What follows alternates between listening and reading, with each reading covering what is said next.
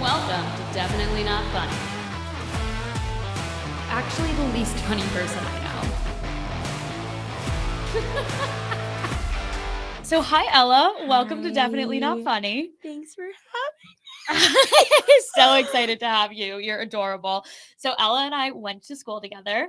Yes, we we were did. not in the same sorority.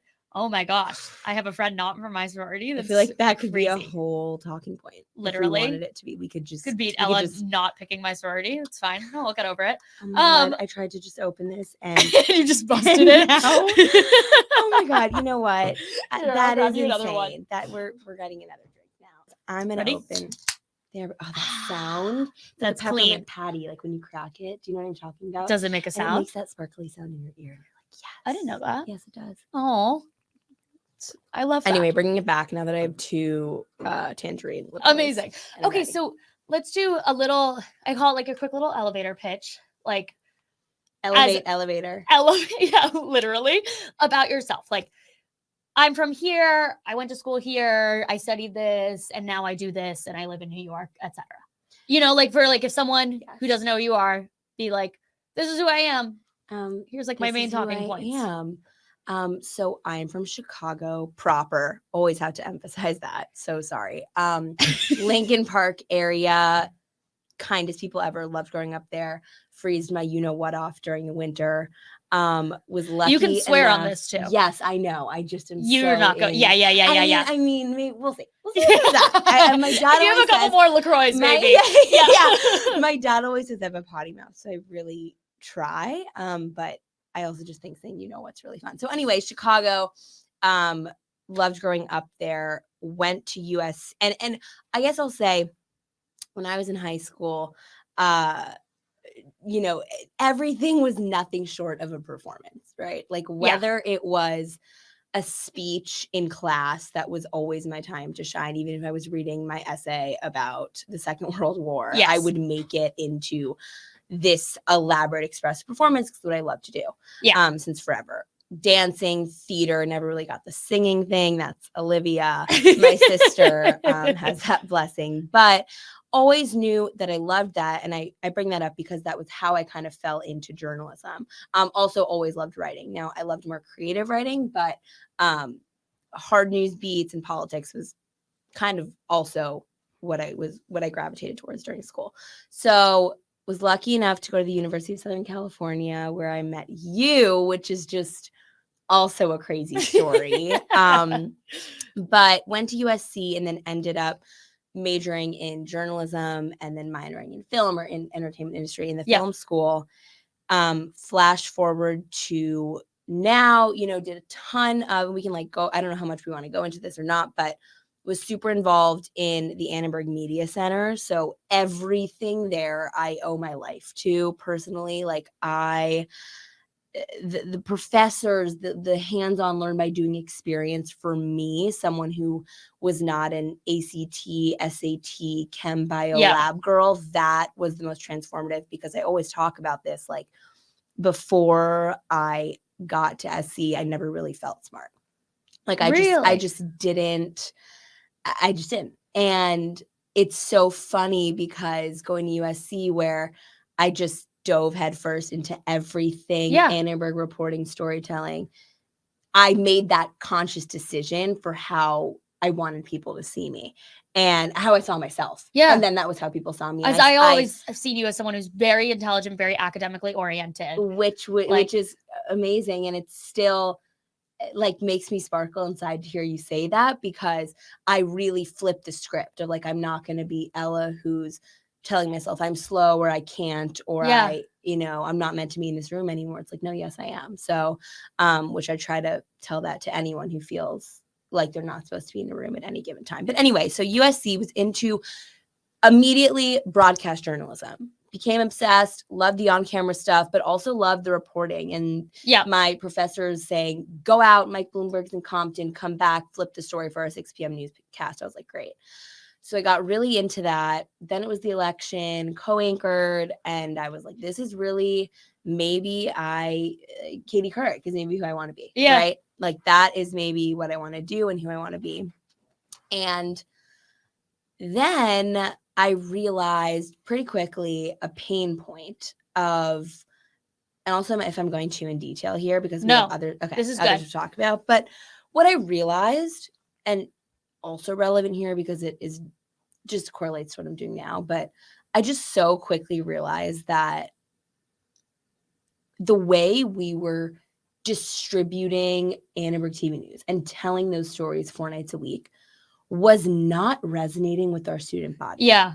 We put so much work into that broadcast and the students didn't care. Yeah. Now they would read parts of the Daily Trojan online, on Twitter. We had this show called The Rundown. And I was like, okay, well, what can we do to make these stories work and to meet the student body where they are? Yeah. When they're there on their terms, because we're all so selfish, right? Scrolling and swiping. Like, we want to consume content that looks like it was made for us. We don't really want the and tonight at 6:00 delivery anymore because it doesn't have to be that way. It can be someone in a sweatshirt being like, hey, here's what's going on in the news or whatever.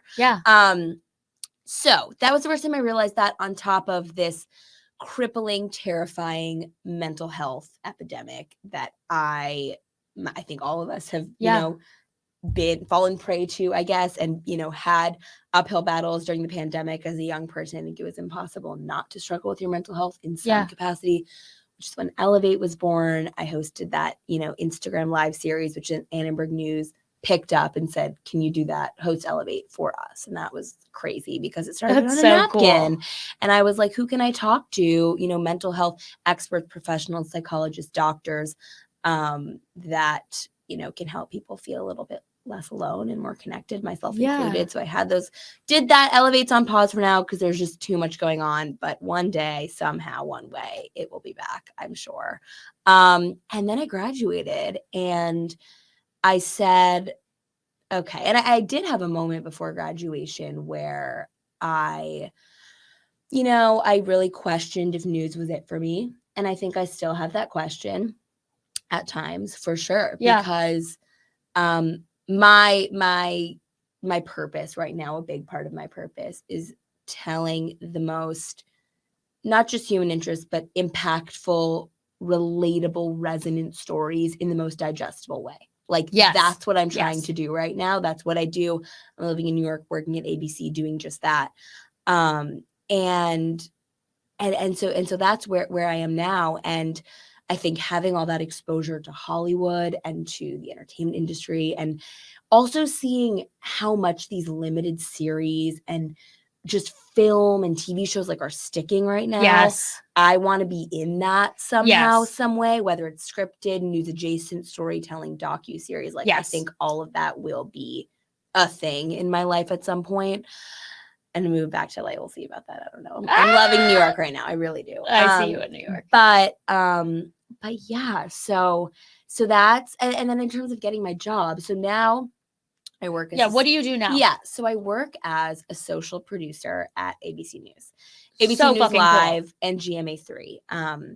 And when I graduated, I didn't know if I wanted to go a more traditional route. Before 10 years ago, 15 years ago, if you wanted to report, you had to go. I mean, even Sarah said to me when we sat down, oh, are you working the graveyard shift? That is what you had to do. You had to put in those hours. You had to move to a town that you'd probably never heard of, not knowing a soul, be on air every day at 4 a.m. talking about the car crash or whatever, which is not, it's not discrediting any of that, but it's more just that it turned into this shift. And I talked to a ton of people that had graduated, mentors, professors, people in the field, people adjacent to the field of just what do I do? And can I have an exciting, fun, vibrant life close to my friends, meet new friends in the city I want to live in, but also work really, really, really, really hard? And the answer was yes. And that's why I'm here. And I also wanted to be part of where we're going. And I didn't want to only train in a broadcast specific way. Now, because anybody and everybody, right, can kind of tell stories now and disseminate information, that credibility and that editorial judgment, those news gathering skills, like the pillars of journalism are still there and still so important, Yeah. which I was lucky to learn at USC and only build upon at ABC. Yeah. Yeah. Yeah. And I had, internship experiences as well. But yeah, so basically what happened was, it's funny, I was trying to pitch the job I have now to a different company. And they were in New York, and I flew out to see them. And I really thought I had it because it was a younger team and kind of a legacy brand. Yeah. Not and not the job you have now is doing like social news. Yes. Like, so I will explain. So sorry. So I just want to explain how I got the job. Okay, because yeah, it's yeah, pretty yeah, crazy. But basically, go get in touch with these people at ABC and this marvelous woman internally who's become she's just the best. Her name is Mary Noonan. We were having a conversation about this fellowship, okay, which to my ego, I was bruising it, all right, because I did internships. Yes. I wanted full-time secure employment. This Yes. was no pay, barely. This was, no guarantee of full-time employment afterwards. I'm actually Yes. still not a full-time employee, which is crazy. And so I talk with Mary, and she's like, and I just start talking to her about short form storytelling, meeting people where they are, all these things that I'm super passionate about. She's like, great. Everything you just said to me is like what we want you to do for us.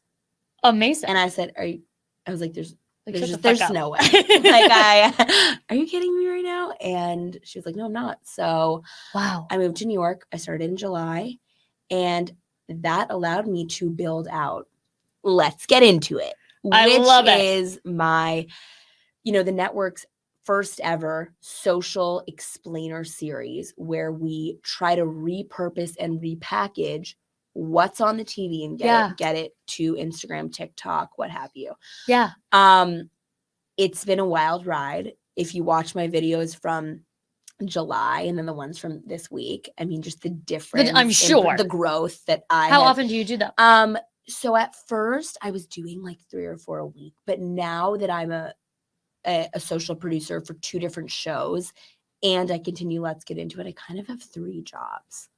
Okay. And the 2 other shows are with ABC? GMA3, yes. Yep. And then ABC News Live, which is our 24/7 streaming channel. And ABC News Live is fantastic because we're only on Hulu. So we operate like a broadcast show. Or sorry, you can stream online, you can stream a ton of places, but we are not actually on the air, if that makes sense. Okay. So it's a very forward-thinking team, same with GMA3. And we actually now like have segments in our show where there's vertical videos in our segments. So a world where, Let's Get Into It, the possibilities are endless. Yeah. So now, like this week, I only did 1 video on the crazy train derailment in Ohio and what's happening there and how the community's holding up. And what I've done is I tap our talent, so our correspondents, and I basically, in a lot of ways, coordinate and I'm a coordinating producer for these videos, which I also would like to say, like, I was talking to someone and they're like, well, who's your team for Let's Get Into It? I was like, no. Like, so do you edit all the videos and pitch, put everything right, together? Approved by legal and standards, because Disney has really intense legal and standards team. Yeah. Pitch, write, film, edit, produce, post, caption. I mean, everything. Yeah. And there's, of course, people that weigh in. And you do that for, like, you edit the videos for, like, the other 2 shows. Yes, but for the other shows, what I do is as the show is happening, but that doesn't have my face in it. No, I know. But as the show is happening, I live tweet and live post those shows. And then we think about what will look good verticalized for Instagram. Very interesting. Yeah. Coordinating with talent, guests we have for collab posts. Will you collab with us? I go into Times Square. I film Kyle Kuzma is giving $1 million to his YMCA. He's like a big basketball player. He's actually so tall and so nice. But, whatever the social needs are, basically, of the network, of the show, I'm your girl. So, and we're going to see where it goes, but also it enables me to, I really have made the most of, and don't get me wrong, there are days where I wake up and, you're just like, you have an off day. I think because my job is really outwardly facing, people sometimes think like, oh, do you ever? And it's like, yes, like you can ask my roommate. Like I wake up sometimes and, sometimes it's like, oh, okay, like another day. Like, it's hard. Like, it's, and sometimes I'm like, am I going through the motions? And, you know, sometimes I think a way that my anxiety manifests itself is through always feeling like, what do I need to be doing right now? Who do I need to be emailing? How can I be advancing myself? Where do I need to go? Where do I need to be? Who do I need to call? And sometimes you just have to remember, like, if I looked back, if we were sitting on Nancy's couch, okay? Yes. And you looked where you are, I looked where I am, like, I would be pretty shocked.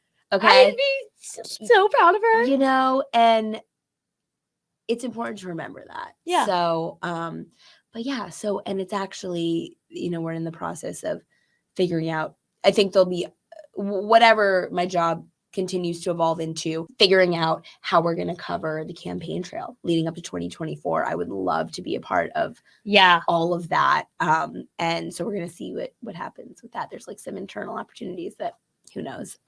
But that's my job. So that's so cool. It's pretty crazy. It's pretty, you know, I will say being at a company where, you know, I think my team is very open to new ideas. Yes. And when I came in, my boss said, you're going to learn a ton from us, but we want to learn a ton from you. That is rare. That. I'm 22. That's really rare. And the fact that happened was so awesome.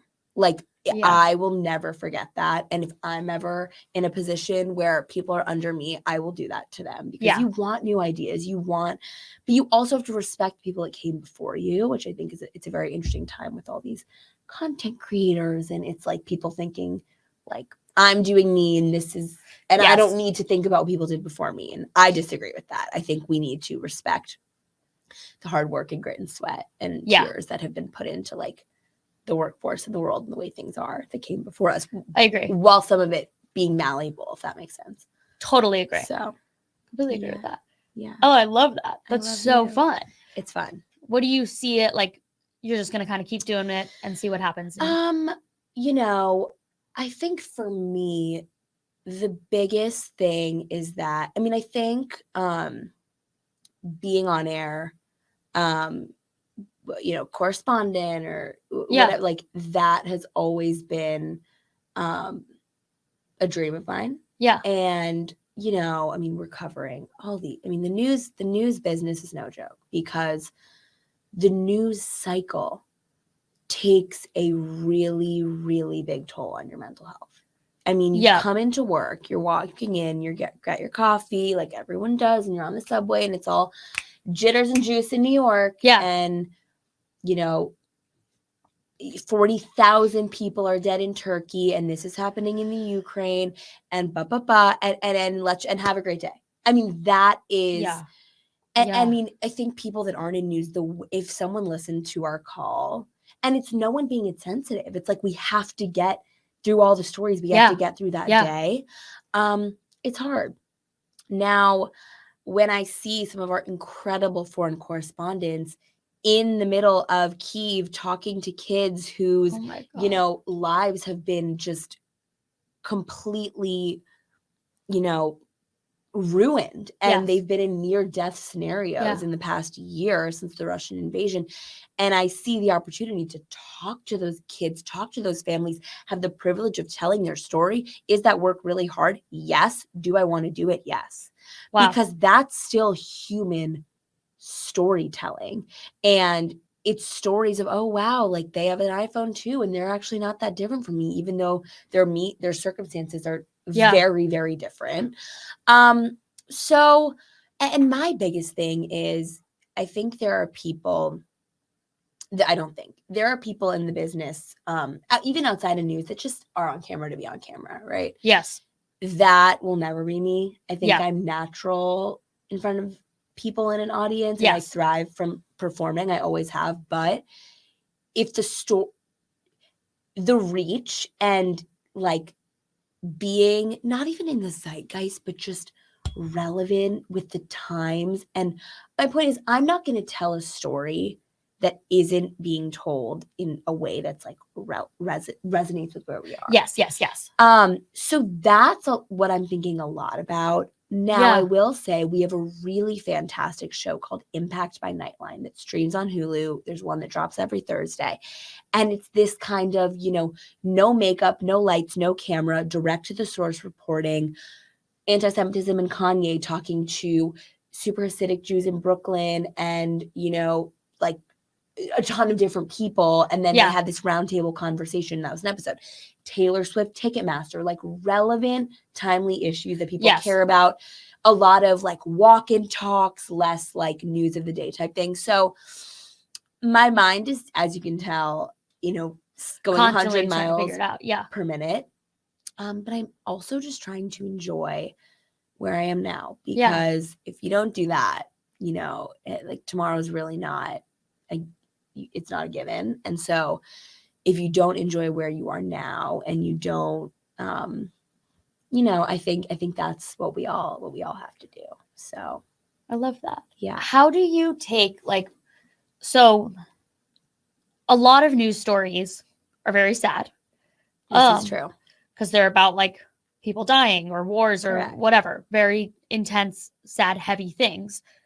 How do you, like in the news, how have you found that it's effective to communicate that in a way that makes people want to listen to it? So, I totally agree with you. And what I'll say is that before, one of the best parts about social media, and, we used to need to come to every story, to every scene, even if it was the saddest story, someone on their deathbed, a war, a natural disaster, with huge cameras, the whole big thing, microphones, like really crazy. I can go to the scene with my iPhone and a mini mic that attaches to my phone and a tiny tripod or a gimbal, if that. What's a gimbal? It's a little, you should actually have one. It's like a phone Wait, stabilizer. It's really cool. That makes it, again, so much easier for people to talk to us. Yeah. I went and met with this Holocaust survivor in Brooklyn. I asked her about this uptick in anti-Semitism, if she's seeing any parallels between now and Nazi Germany. Fascinating conversation. I don't know if she would have opened up as much if we couldn't just have this like informal, natural dialogue.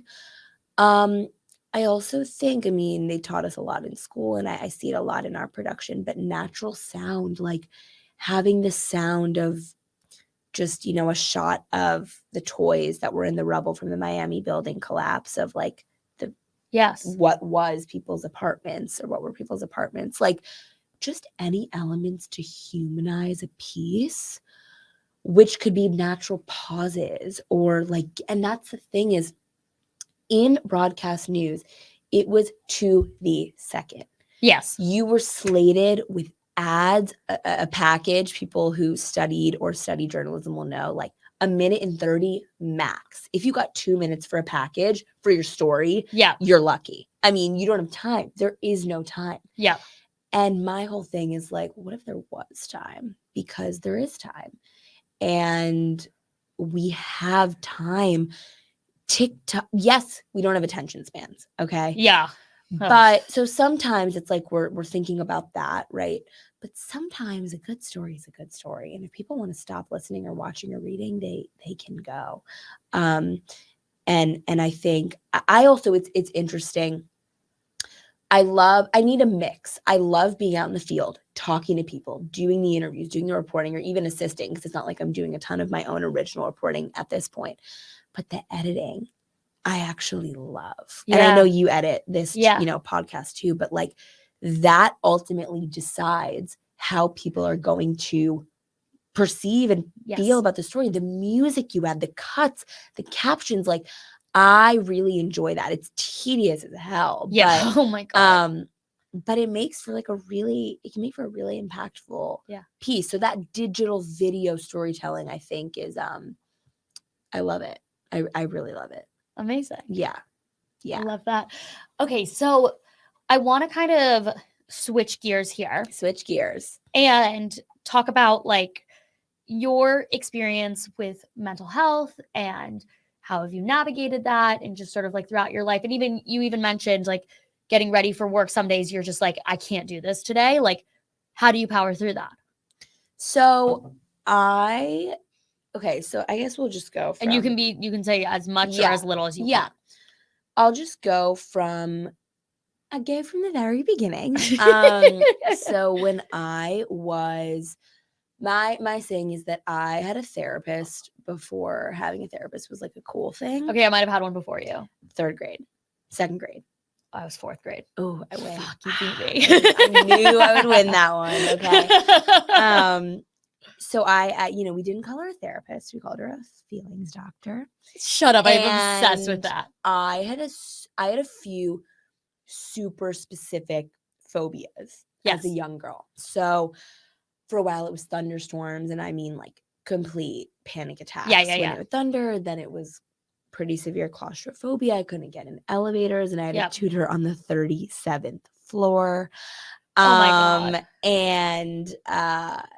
And so working through that and like working on myself was something that was very familiar to me from a young age. Yeah. And if I had feelings that came up that I didn't like or that were scary or uncomfortable, learning to sit with them, which I still do, and not cope with food or, seeking validation, which is human and natural, but like, come on. When you're someone who seeks validation, you're always going to want more and more and more, and it's never going to be enough. Take it from someone who... It's never satiating. Yeah. So, therapy is and has always been a part of my week and my life. And I actually see a new therapist now.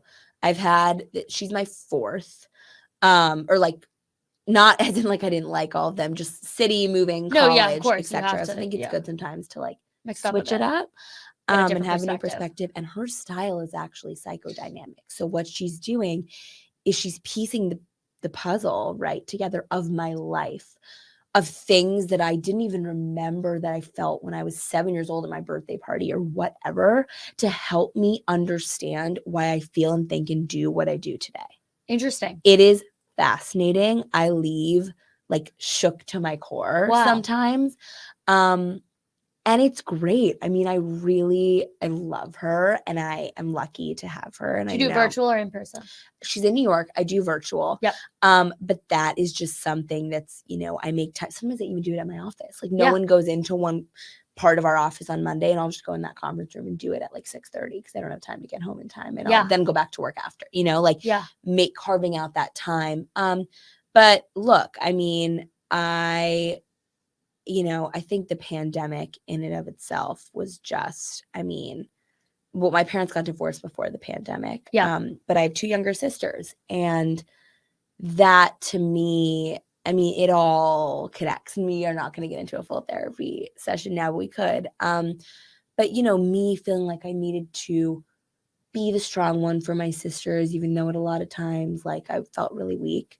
Then you're the oldest. I'm the oldest of 2 younger girls, and I'm very, very close with both my parents and love them. And it honestly was a great decision for them not to. And they got divorced while you were older. I was in high school. Yeah. So I was, they kind of told us when I was a sophomore in high school, and then it wasn't really official until college, but it was that whole time they were. But I think it's a very different experience than like I was 9 when my parents went through a divorce. Which is completely different. Right. Than, like my youngest sister was I can't even do it's interesting. Young. She was young, and she's still at home. So it's hard. But being there for them, and also I think imposter syndrome as it relates to mental health is something I've really, really, really, really struggled with. And you can feel like, on top of the world in one room, in the other room, you feel like I feel like I cannot open my mouth and I'm not supposed to be there. How do you combat It's about that? learning how to quiet that voice. And like, even some therapists or psychologists will say, like, name your anxiety, name your fear, name your depression, and say like, okay, Mr. Bubbles or whatever I'd call him. He's back, and that's him and that's not me. You are not your thoughts. If you were your thoughts, you never notice them, right? Yes. So like the fact that I can even notice that I'm having this awful thought is in and of itself means that I am not it. No, my favorite thing was when I did the program for OCD, what I learned, one of the things that like changed my life, because OCD is having a lot of intrusive thoughts and whatever and believing them. Was there's this theory, this guy Russ Harris, the book The Happiness Trap. If you haven't read it, Need to read. You life-changing. Okay. And there's a part, it's like, okay, think I'm a banana. Tell yourself it. Will it to be true right now, Ella? You are a banana. I'm a banana. Okay, look at yourself. Not a banana. You're not your thoughts. Isn't that crazy? I mean, it's just it's crazy. So I'm actually really curious what your take is. I've asked someone else this, but I was like, ask me on manifesting, because manifesting, the whole thing is that you are your thoughts become things. So I think that manifesting is very real. Yeah. But it's like the Gabby Bernstein, like you're manifesting like, oh my God, where is my perfect 6'2" chiseled James Purse boyfriend, right? And you're like manifesting that. But it's like when you go deeper of what you need versus like what you want. And so for me, manifesting has more shown up in my energy. Yeah. And remembering that every feeling, love, lust, success, like the deepest passion that we ever want to feel is inside of us. Yeah. And we can create that feeling without anything externally. That doesn't mean we don't need humans to be connected and platonic and romantic relationships. Of course we do. But that's a pretty good reminder. And I find that when I work on myself, when I say work on myself, make time for the things that fill me up and give me what I call my happy juice, which I will explain in a second. Love that. When I make time for that, and I feel like I have so much to give to my job, to my friends, to my dating life, to my energy in the street, I have ended up attracting amazing opportunities and people into my life that I wanted. So, and it was pretty like intentional, to be honest. Yeah. And it's funny because on a given Saturday night, if I feel off or I feel like I'm not in my groove, I don't even like to go out because I'm like, I'm not going to attract things that are good for me. That's like pretty extreme. Yeah. But I mean, I also think a lot of people live their life like, and I hope this isn't too tangential, but a lot of people live their life saying like, thinking and just in their core believing that the worst could happen at any time. Things in a state of lack, that anything could be taken, that they're missing things. I try to live, I'm not perfect at it, but I really try to live in a state of abundance where I try to focus on, yes, gratitude, cheesiness, but it's true. I'm like, I have so much going for me and coming that I don't even know and can't even see yet. And when I live that way, when I focus on that, it really helps me. But wait, there was somewhere I was going with that was really good that I totally forgot. Just had like a brain fart. No, but it was really good and I need to remember it. Okay, I'll give you a second. Wait, what was I saying just now? I was talking about like lack, but I was saying you won't go out if you're not feeling like I'm gonna be my best self. I got it. Okay. Because a lot of people live like the worst thing could happen or is about to happen or is happening. But I genuinely live my life saying to myself on repeat, what if the best thing happened right now? Yeah. I swear to God, and I love every cheesy rom-com in the book, every book like that, every movie, every whatever. But I actually live my life like anything magical could happen at any moment. And then it does. And then it does. And then my friends say to me, oh my God, your life's like a movie. And I'm like, honestly, it is sometimes because I believe that it can be, and I believe that art imitates life, and that those situations that we see and pine for and are like, oh, it could never be me. It's like, yes, it can, because somebody wrote that based on somebody's something or a fantasy that they saw. And if it's a fantasy, it's real. So that's my spiritual junkie moment love that I that. needed to have. But anything magical can happen at any moment in your career, with relationships, with your health. I mean, with anything. So that's what I choose. I've thought about this lately, because I like when I was, I think like a freshman and sophomore in college, I was just like, I had this like energy and like zest for life that was like unbeatable. And it was just like, that's what it is. It's a zest I would for do life. these crazy things, and like crazy things would happen to me, and it would be so fun. And I had the best time and whatever. And I'm like, what? And at first I was like, how do I get like her back? Like, she was so fun. That Jackie was like You're saying crazy. now. Yes. And so like a few months ago, I'm sort of like, how do I get her back? Like, how do I get that energy back? And at first I thought it was confidence. I was like, she was just so confident. She was so confident, blah, blah, blah. So I like tried that for a bit. I realized that wasn't what it was. It was that she was so excited. Every single thing she did, she's like, oh my God, this could be the best night ever. I don't even know yet. Like, I'm so excited. She was so excited to go to the dining hall, because who knows who she's going to meet at breakfast on a Tuesday. That's why we're friends, because I'm exactly. the same. I'm like 100%. And so I've tried doing that lately, where kind of like, instead of like going out, like being like in LA, like, oh, we're going to go to the same bars, I'm going to do this, like whatever, it's another like Saturday night. I'm like, we don't know what's going to happen. Right. I could end up, God knows where. Like, I know. Who knows what's going to happen? Who knows what's going to be? I could meet a new best friend tonight. I know. Like, I know. It could be so cool. It could be so funny. Like, we don't know.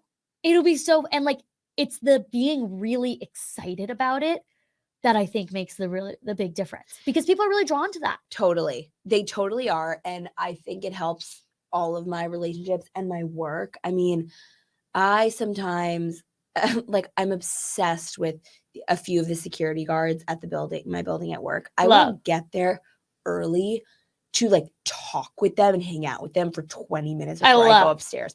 And then I have a good day. And it's because I was so excited to hear about, their kid's birthday party or whatever. And like, it makes my day. Also, just, I'm such a people person. Like, I love my me time, but like, connect with someone about how you're having a mishmash day, or you're in like a funk. Like, that vulnerability is what we need. We need it. Yes. And everyone craves it. And we need it. I agree. So, I want to get back to your happy juices. Get back to my happy juices.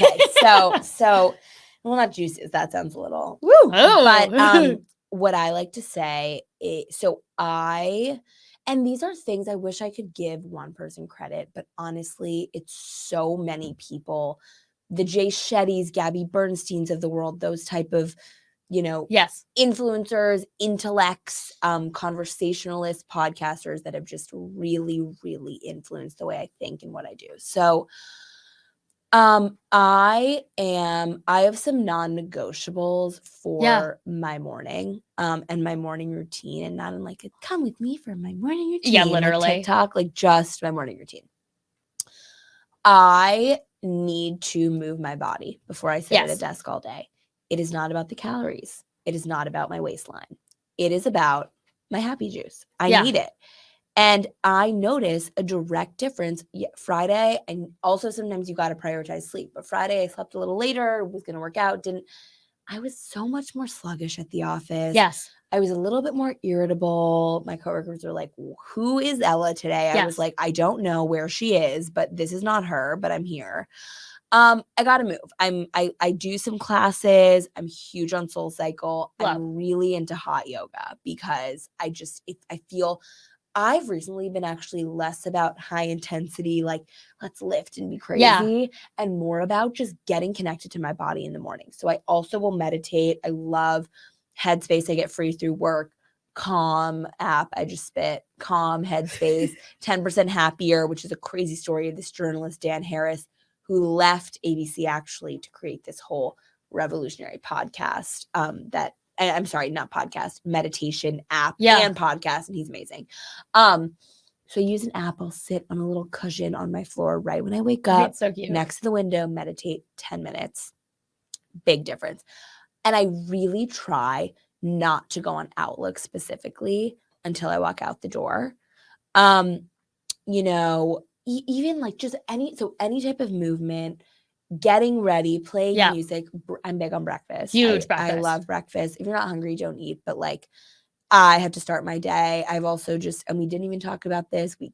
This could be its whole own episode, but just my evolving relationship with food over Yeah. the years and years and years has been, it's been so hard.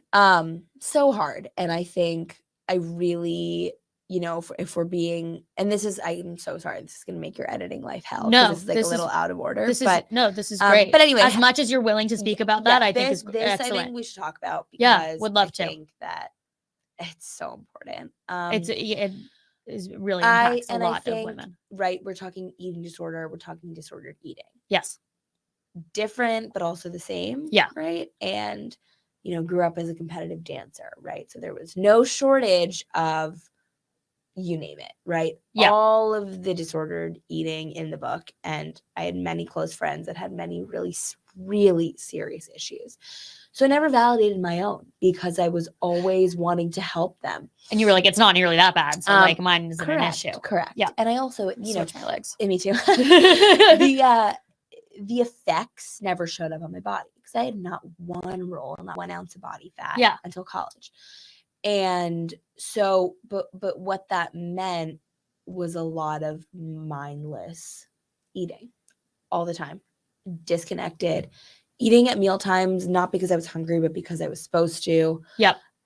Eating way too fast, habitual eating, not, you know, no care for like the ingredients or the process or the company. It was just so much stress around the bread or whatever. Yeah. College made it, you know, rough. Yeah. Late night pizza. Okay, now I can't eat till 3 p.m. the next day. Yeah. Seeking people to connect with. Also, like, I'm tall, and so I think I struggled with feeling like big. Also, like, yeah. Well, women are told not to take up space. Look where we go to school. Like, you know, and you are told to take up as little space as possible. And so if you're already tall, oh God forbid you take up any more. Right. And literally I worked with this anchor coach, like an on-camera coach for ABC. And she was like, you are literally hunching over in your videos because you don't want to take up space. Yeah. And it's like, yeah, like we need to take up space as women, as people, as whatever. So, you know, it was a struggle. And then the pandemic, I know. I started looking to food for comfort. Yeah. And I started never throwing up or anything, but like I was like binging like, a lot. And to the point where I would eat so much and feel so horrible. Sick, like so disgusted, like I couldn't even. And then it was like all the negative associations with the cookies or the Oreos or whatever for me that food was. Yeah. And then it was just awful. So through that came a whole long journey into mindful eating and, you know, I guess intuitive eating is like cheesy as it is, but it's kind of true. I'm also learning a lot about like nutrition, sleep, you know, fitness, like how it all connects. Yeah. And getting away from the mindset of like working out to work it off and like working out to feel good, but then also fueling my body. Cause like you're like a car, you need gas, like you need food. And but also like stopping when I'm full and not like eating to people please or eating because someone else is hungry or eating because I don't want the guy I'm on a date with to think I have an eating disorder. Yeah. Like, if I want a salad, I can eat a salad. That doesn't mean that I have issues. Yeah. I can respect my body. And Ollie actually has this whole food account. And she's honestly, even her healing journey is helping me heal so much. So it's like surrounding yourself with the people that have those same, you know, collective values as you and want to better their life and their mind. And actually, and we haven't talked about this obviously because I haven't seen you, but the drinking thing is really interesting. I was someone who, you know, I was super young for the grade. So I turned 21 super late. I do remember this. And, you know, so then I had a year of thinking that I could drink all the dirty martinis in the world. And I felt so cool that I was legal and the whole thing, because we love that. And then I just like realized that every weekend was kind of like, you know, when you get the hungover shakes, You're like, it's the same I thing. just was like, this is like not Fun. Yeah, and like a Sunday day doesn't need to be like in the doghouse. Yes. Like it doesn't need to be like this awful thing where you can't get out of bed and feel so Yeah. disgusting. Yeah. But I also want to have like a ton of fun in my 20s. So I tried dry January just for fun. Yeah, how was it? Just to show myself I could do it. It was amazing.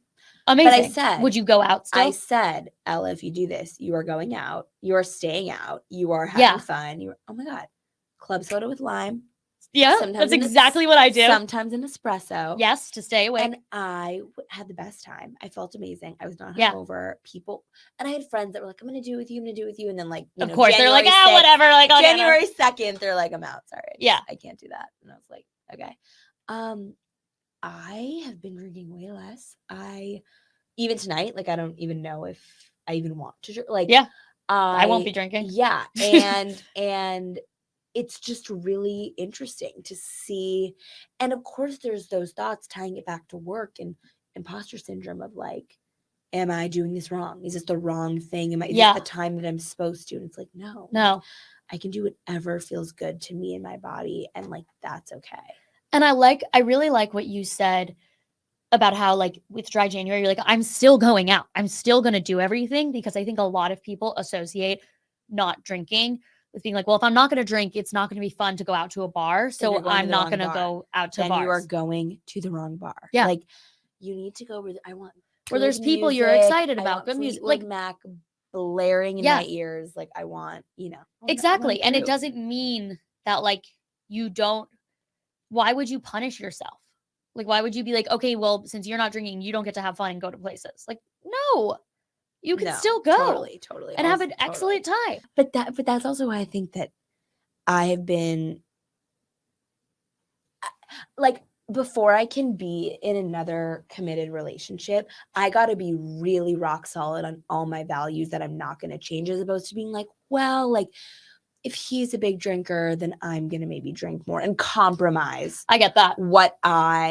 It's like, no, like I like to eat pretty healthy. Just makes me feel good. Yeah. I like to work out and move like kind of every morning if I can. I have a lot of friends in New York and I love to see them all the time. Like, just like having things for you. That it's like on your, I don't know. So what's it like? I'm curious. We're going to speed round this. I want to know, like, dating in New York. What the fuck is it like? It's so crazy. I mean, this is the thing.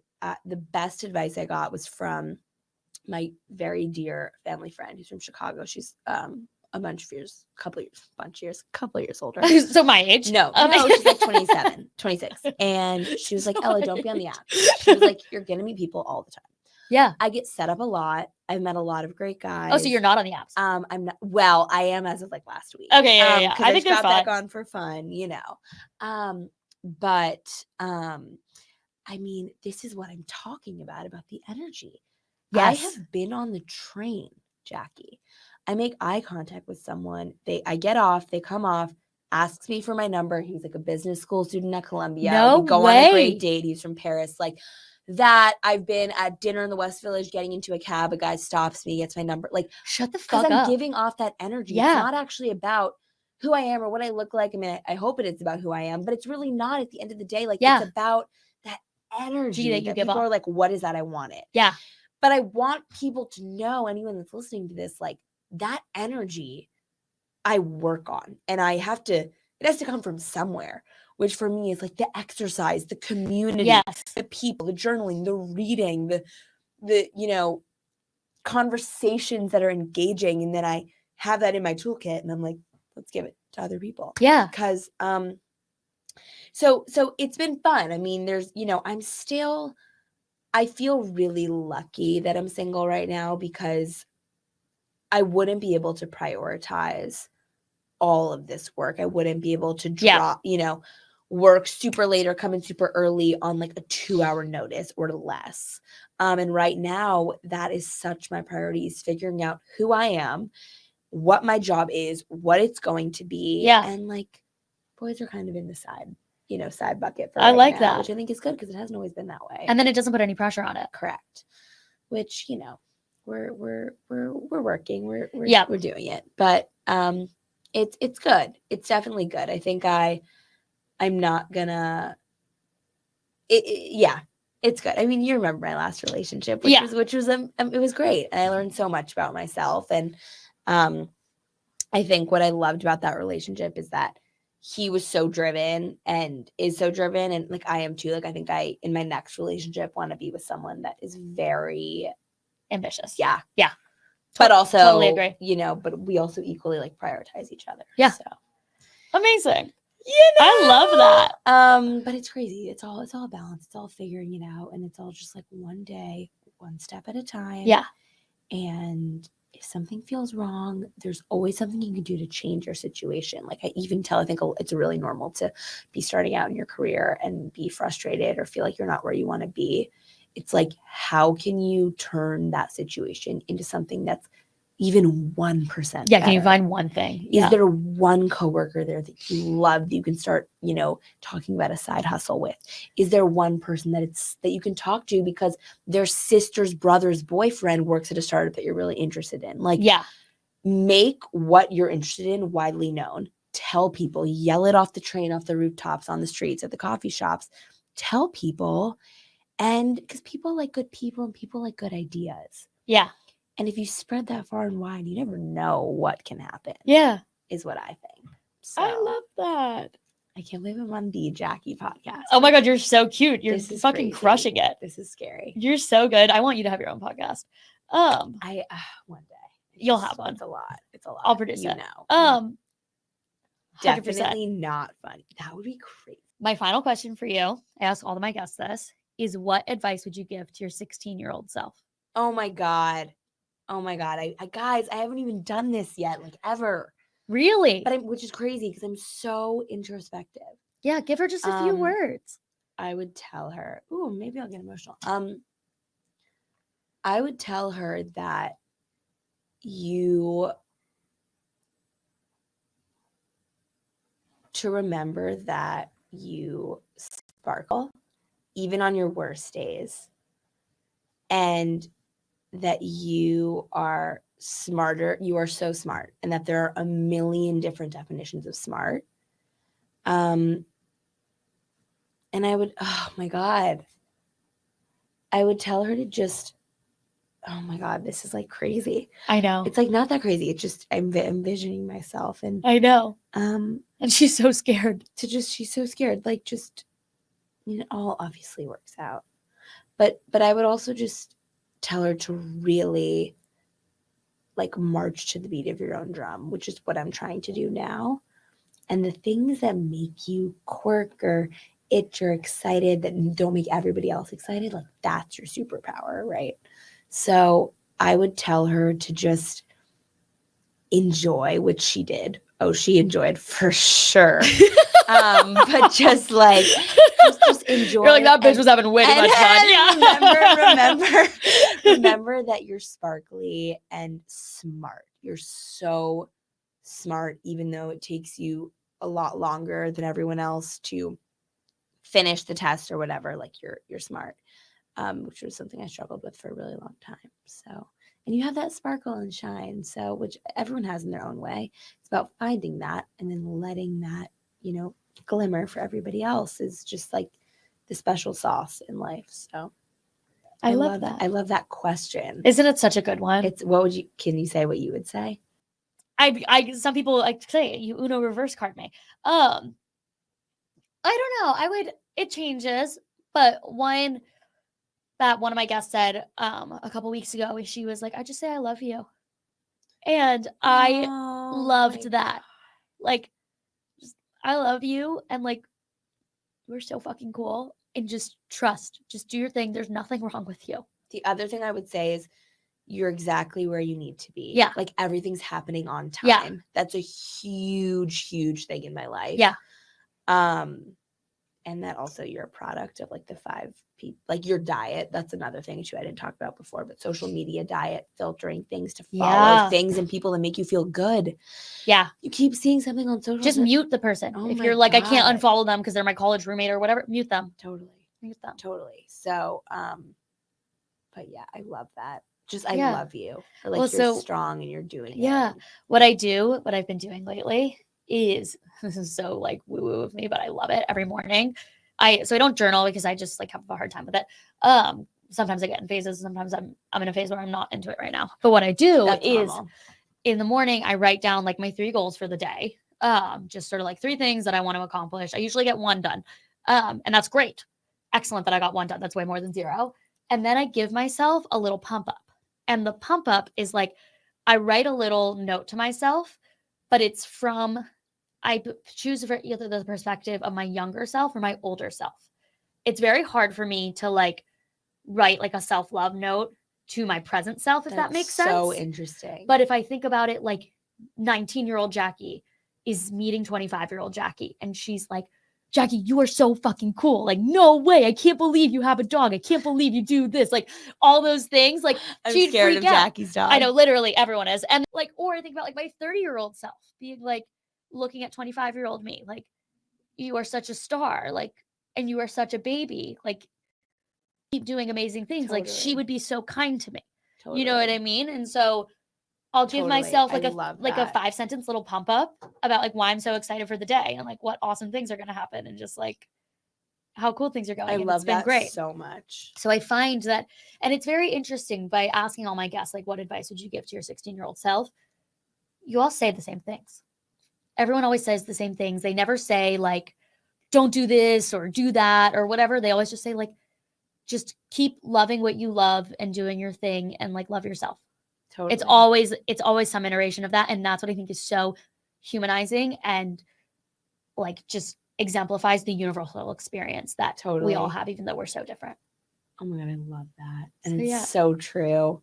Well, I love you, Ella. I love you. Thank you so much for coming. This was Thank excellent. you Very for excited for having dinner. me. This was amazing. You're And amazing.